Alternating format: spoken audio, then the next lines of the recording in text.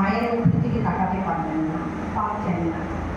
আর মায়ের আদেশ ছাড়া স্বামীজি কিন্তু কোথাও বড় সভাতে যাননি। এমনকি যখন তার আমেরিকা যাওয়ার সময় হলো, তখন কিন্তু মায়ের অনুমতি নিয়েই কিন্তু তিনি গেলেন। ঠাকুর রামকৃষ্ণকে বললেন, এ আর কি করেছে, করবে তো ও। তার মানে মা সারদা যে কাজ করে গেছেন, সে কাজ আমরা এখন বুঝে উঠতে পারিনি, আমাদের বুঝতে আরো অনেক সময় লাগবে।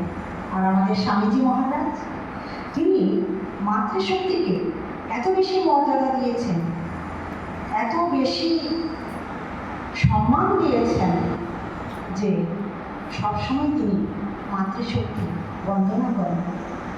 কিন্তু আমাদের সমাজটা কিন্তু আলাদা।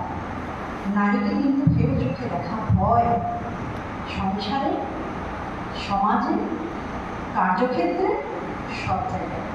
আমরা যতই বলি যে আমরা সমান, মোটেই না। আমাদের সেই সমানাধিকার কিন্তু নেই। যদি কোনো পরিবারে থাকে, সেই পরিবারটা দেবালয় হয়ে গেছে।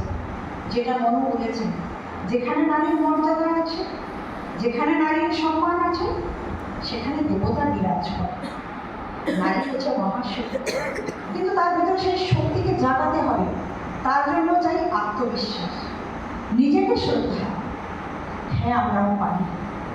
এই শ্রদ্ধাবোধ থাকলে কিন্তু আমরাও সেই মা সারদার মতো হতে পারব।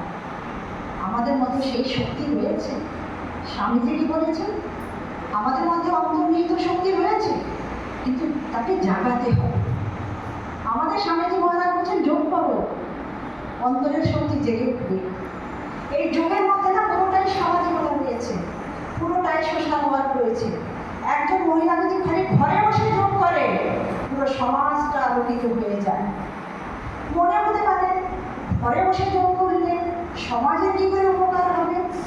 তাহলে একটা কথা বলি, একটা গ্রামে, এটা আমার মানে চাক্ষুষ দেখা, একটি গ্রামে মহিলা টিভি দেখে স্বামীজির অনুষ্ঠান দেখতো। সে নিজের একাই যোগ করত। সে যখন যোগ করলো, তার ছেলে মেয়েরা করলো, আস্তে আস্তে তার স্বামীও করলো। গ্রামের লোক অবাক হয়ে গেল যে এদের মধ্যে এত শক্তি কোথায় এলো, কোথা থেকে এলো। এর ছেলে মেয়েরা সুস্থ, এর হাজবেন্ড সুস্থ, এদের ঘরে ঝগড়া হয় না, কি ব্যাপার। তারপর যখন তারা জানলো, তখন তারা বললো, আমাদেরকেও তাহলে যোগা শিখিয়ে দাও, আমরাও তাহলে তোমার মতোই যোগা করবো এবং আমরাও সুস্থ থাকবো।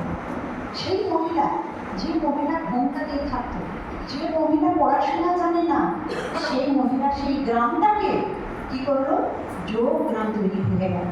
সবাই সুস্থ হলো, নীরব হলো এবং আনন্দে থাকলো। পরবর্তীকালে তাকে হরিদ্বারে স্বামীজির কাছে তাকে পুরস্কৃত করা হয়েছে।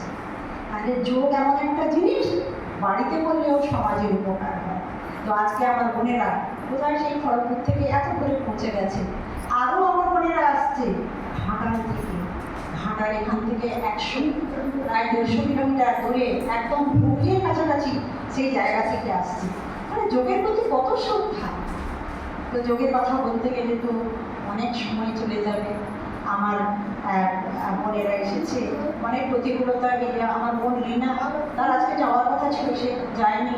বোন সুস্মিতা, আমার সুজাতা, মাসিমা এসেছে, আর কারো নাম বলবো, আর তোমার বোনেরা সবাই রয়েছে, দিদি আছে, আমার এখানকার বোনেরাও রয়েছে। হ্যাঁ, তো সবাইকে আমার পক্ষ থেকে, মহিলা প্রধানের পক্ষ থেকে অনেক অনেক শুভকামনা। আমরা আজকে সবাই মিলে অনুষ্ঠানটা করবো।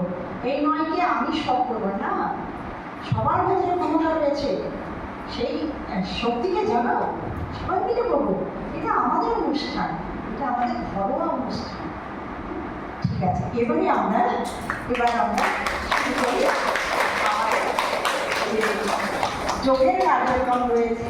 আমাকে আরও প্রথমেই আমি বলছি না, আমাকে আমার ভবসিং ভাই অনেক সহযোগিতা করেছে। হ্যাঁ, কিছু কিছু ভাইরাও তো সহযোগিতা করে, মানে না চাইতেও। হ্যাঁ, তবে স্বামীজিকে বলছেন, মেয়েরা নিজেরা করো, বেদ নিজেরা সরাবে, নিজেরা মায়ের ঘাড়ে করে নিয়ে আসে। এই যে আমার বোন সুপার, হ্যাঁ, আমার যখন বইগুলিতে অনুষ্ঠান নিয়ে ও সব করে, আমাকে করতেই হয় না। ও বলে মাধবী রয়েছে, আরও বোনেরা রয়েছে।